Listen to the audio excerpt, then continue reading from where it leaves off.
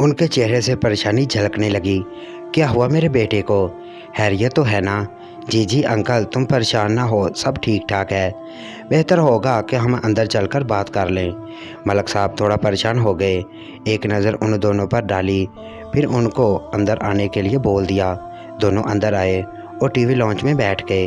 वहीं पर सोफ़े लगे हुए थे। वो दोनों मलक साहब के दोनों तरफ बैठ गए थे। अब मलक साहब थोड़ा घबरा रहे थे कि कहीं उन्होंने उन दोनों को अंदर बुलाकर गलती तो नहीं कर ली। बेटा मुझे जल्दी से बताओ क्या बात है, मेरा तो दिल डूब रहा है। अंकल असल में बात ये है कि आपके बेटे ने अपने कारोबार के लिए हमसे कुछ पैसे लिए थे उधार, जो उसने 6 महीने में चुकाना था, मगर अब पूरा साल हो चुका है और वो हमको चक्कर दे रहा है। मलक साहब वो बेटा थोड़ा उसका काम ठीक नहीं चल रहा ना, इसलिए देर हो रही होगी।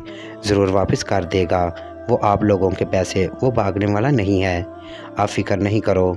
अपने मोबाइल पर कुछ उंगलियां चलाता हुआ बोला, अरे अंकल वो कहीं अब भाग ही नहीं सकता, क्योंकि उसको हमने अपने पास ही रख लिया हुआ है।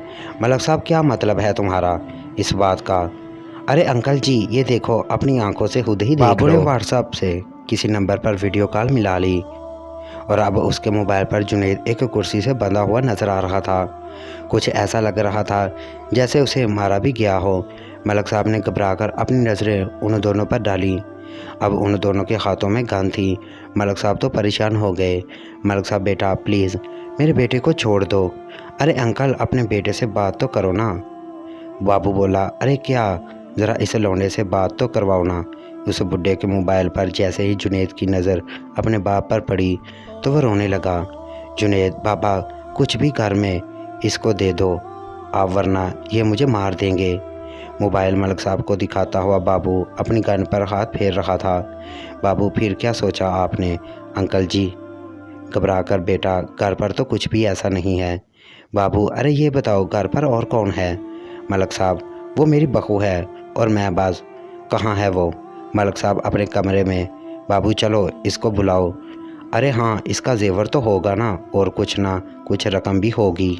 उसके कमरे में मलक साहब को उन्होंने उठाया और अलीना के कमरे की तरफ चल पड़े, जहां अंदर अलीना अपने बिस्तर पर तनहा लेटी हुई मचल रही थी और अपनी आग को खीरे से मिटाने की कोशिश कर रही थी, लेकिन गीली बहुत हो रही थी। उसकी बेचैनी अपने अरूज पर थी। उसका नीम जिस्म बिस्तर पर मचल रहा था और उसका हाथ खीरे को तेज़ी से अंदर बाहर कर रहा था। अब वो अपनी आर्गज़म के करीब थी कि उसका दरवाज़ा लॉक हुआ। अलीना को इस मौके पर बहुत गुस्सा आया।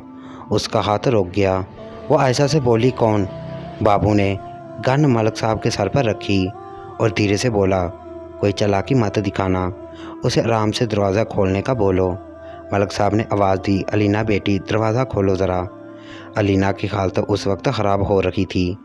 वो चिढ़कर अपने बिस्तर से उठी, अपना टाइट पजामा उठाकर जल्दी जल्दी पहनने लगी। फिर बिस्तर से वो खीरा उठाकर अपने बेड की साइड टेबल के दराज में रख दिया और अपनी गीली पैंटी को अपने सहाने के नीचे रख दिया और अपने बालों में हाथ फेरते हुए दरवाज़ा खोलने के लिए बढ़ी। दरवाजे की तरफ जाते हुए उसकी नज़र आईने में पड़ी तो उसे खुद की हालत देखकर अजीब सा लगा। साफ दिख रहा था कि जैसे कोई बहुत ही प्यासी औरत हो। बहरहाल अलीना ने दरवाज़ा खोला और जैसे ही बाहर झांका तो उसके तो होश ही उड़ गए, मगर इससे पहले कि वह कुछ समझ सकती या कोई और हरकत करती, बाबू ने दरवाजे को धक्का मारा और वह सब लोग अंदर दाखिल हो गए। अलीना घबरा गई, कौन हो आप लोग और क्या चाहते हो? दोनों अंदर आ गए और मलक साहब को लेकर मलक साहब ने अपनी बहू को जल्दी जल्दी सारी बात बताई। बाबू ने मोबाइल पर उसे जुनैद की मुलाकात करवाई और अलीना भी परेशान हो गई। अलीना प्लीज़ आपको जो चाहिए वो ले लो और मेरे शौहर को छोड़ दो। बाबू अपनी लाल लाल आंखों से अलीना को ऊपर से नीचे तक देखता हुआ अपने गंदे दांत निकालकर हंसता हुआ बोला, जो हमको चाहिए वो तो हम लेकर ही जाएंगे। अरे अंकल बहुत मस्त है बहू तुम्हारी तो। उसने मलक साहब की तरफ देखते हुए आंख मारी।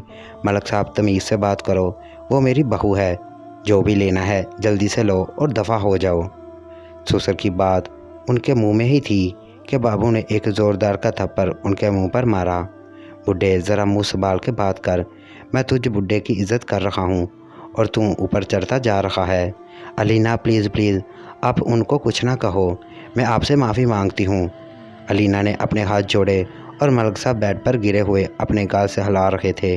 अरे शीदे, इस बूढ़े को कुर्सी से बांध दे वरना ये टटर करता ही रहेगा। अलीना नहीं नहीं।